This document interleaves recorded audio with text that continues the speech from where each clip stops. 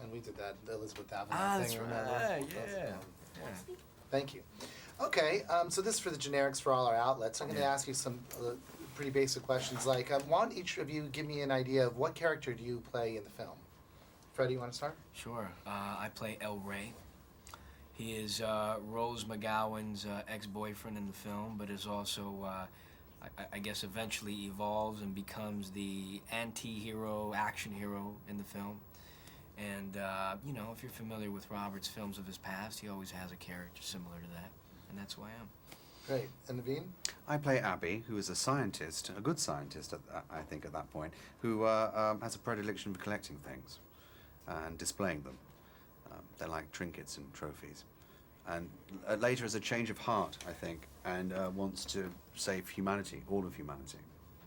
We talked a little bit about it in our interview before about how it's kind of funny to have a missing reel in a film where you start as one character and then you see that later on you're like helping save the world. Can you talk about that a little bit? Well, yes, because we have obviously have a relationship of some sort that I know is in that missing reel. Yeah. I know it's there. Yeah. And I'm really curious to see it. Give us this. You want to give us a setup of Grindhouse films now that you've been involved. You talked about this as like being old school John Carpenter film, like missing Right. reels. You want to like tell the audience what the kind of concept is? Yeah.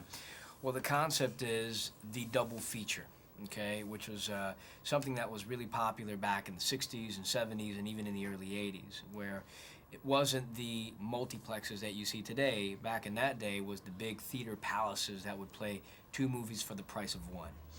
So obviously that all changed in the late 80s and the 90s and now. So this is an homage to that particular genre, to that format, and Planet Terror being the horror film and Death Proof being the slasher film. It's an homage to the types of films that existed in that day and that were really popular.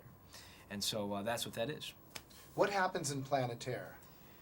In Planet Terror, do you want me to tell you exactly what happens? You want me to reveal all that? Yeah? Yeah, just give us just a rough outline. Zombie. Yeah, it's a okay. zombie. Just Okay. the A gas is released in a small town and people are infected by it.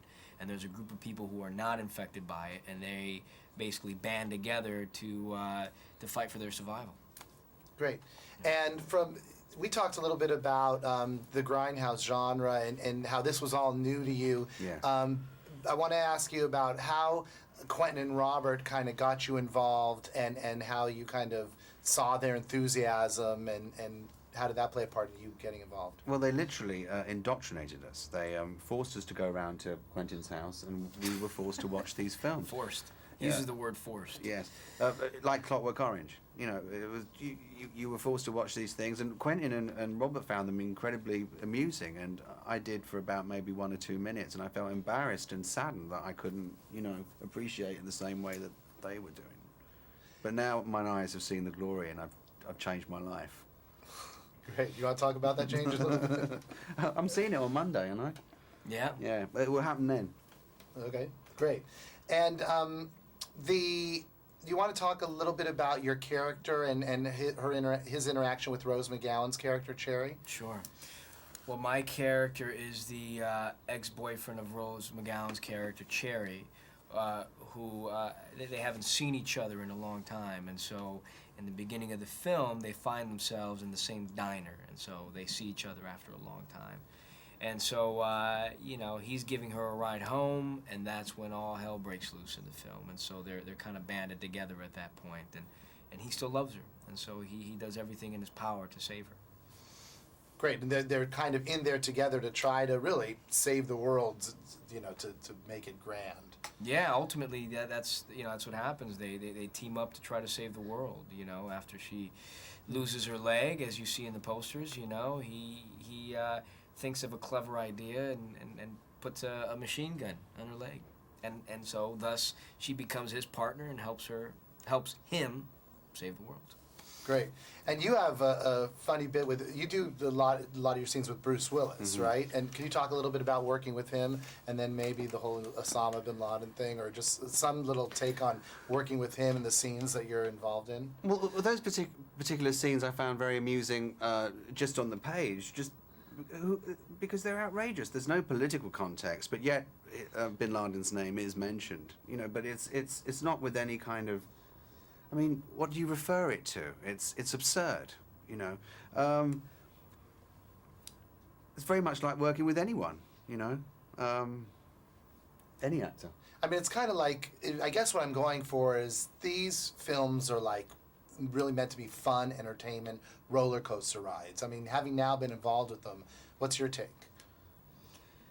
Well, it's the first time I've ever been involved in a film like this before, so it was a completely new experience for me.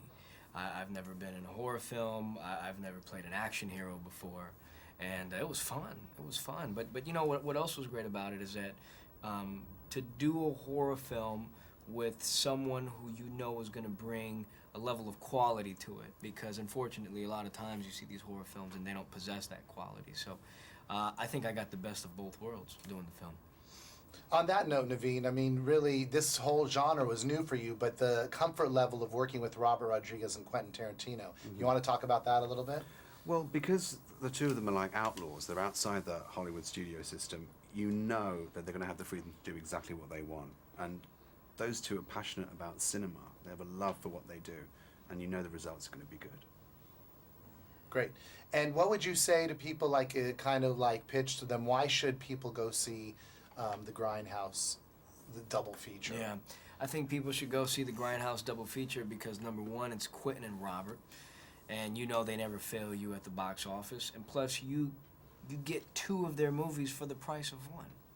You can't lose. You can't lose, you know, and not only do you get that, but you get this completely new, original experience at the movies.